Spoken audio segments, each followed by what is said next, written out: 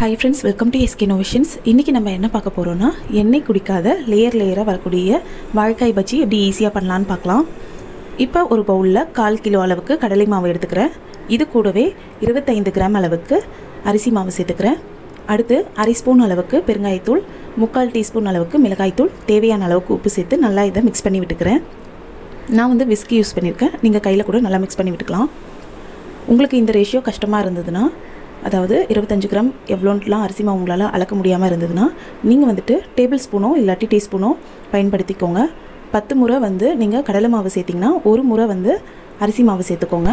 எக்ஸாம்பிளுக்கு பார்த்தீங்கன்னா 10 table spoon நீங்கள் கடலை மாவு சேர்த்திங்கன்னா 1 டேபிள் ஸ்பூன் அளவுக்கு அரிசி மாவு சேர்த்துக்கோங்க. சேர்த்து நல்லா கலந்துட்டு இந்த மாதிரி கொஞ்சம் கொஞ்சமாக தண்ணி சேர்த்து நல்லா மிக்ஸ் பண்ணி விட்டுக்கோங்க. கட்டிகள்லாம் இல்லாத அளவுக்கு நல்லா கரைச்சிக்கோங்க. இந்த டைமில் 1/2 ஸ்பூன் அளவுக்கு சமையல் சோடா, அதாவது ஆப்ப சோடா இருக்குது பார்த்தீங்களா, அது 1/2 ஸ்பூன் அளவுக்கு சேர்த்து நல்லா கரைச்சிக்கிறேன். பஜ்ஜி மாவுக்கு பார்த்தீங்கன்னா பொதுவாக மாவு கரைச்சிட்ட பிறகு அந்த மாவு தண்ணியாகவும் இருக்கக்கூடாது, ரொம்ப கெட்டியாகவும் இருக்கக்கூடாது. இந்த மாதிரி கொஞ்சம் லைட்டாக கெட்டியாக இருக்கிற மாதிரி பார்த்துக்கோங்க, ரொம்ப கெட்டியாகவும் இருக்கக்கூடாது.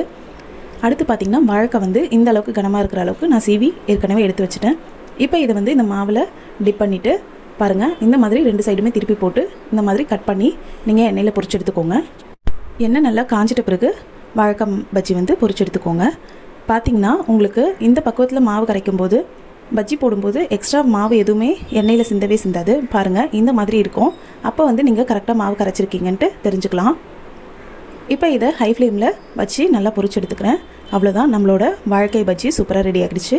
இந்த மெத்தடில் நீங்கள் பண்ணிங்கன்னா எண்ணெயும் பஜ்ஜி குடிக்காது. பாருங்கள் எப்படி இருக்குன்ட்டு. அதே சமயம் ஒரு 2 பஜ்ஜி சாப்பிட்டாலே போதும், ஃபில்லிங்காக இருக்கும் நமக்கு. இதுவே நீங்கள் மாவு நல்லா தண்ணியாக கரைச்சிட்டிங்கன்னா லேயர் கிடைக்காது. அதே சமயம் நீங்கள் எத்தனை பஜ்ஜி சாப்பிட்டாலும் உங்களுக்கு பஜ்ஜி சாப்பிட்ட ஃபீலிங்கே இருக்காது, இன்னும் சாப்பிட்ணும் மாதிரி இருக்கும். இந்த மெத்தடில் செய்திங்கன்னா ரொம்பவே சூப்பராகவும் இருக்கும். டேஸ்ட் வைஸ்லேயும் லேயராகவும் இருக்கும். நமக்கு சீக்கிரமே திருப்தியும் கிடைக்கும். இந்த மெத்தடில் தான் ரோட்டு கடையிலாம் வாழைக்காய் பஜ்ஜி போடுவாங்க. பாருங்கள் எந்த அளவுக்கு லேயராக நல்லா சூப்பராக இருக்குன்ட்டு. எண்ணெயும் குடிக்கல. கண்டிப்பாக அடுத்த முறை வாழைக்காய் பஜ்ஜி செய்திங்கன்னா இந்த மாதிரி செய்து பாருங்கள். இந்த வீடியோ உங்களுக்கு பிடிச்சிருந்தால் லைக் பண்ணுங்கள், ஷேர் பண்ணுங்கள், கமெண்ட் பண்ணுங்கள். நம்ம சேனலை ஃபஸ்ட் டைம் பார்க்குறீங்கன்னா மறக்காமல் சப்ஸ்கிரைப் பண்ணுங்கள். தேங்க்ஸ் ஃபார் வாட்சிங் ஃப்ரெண்ட்ஸ்.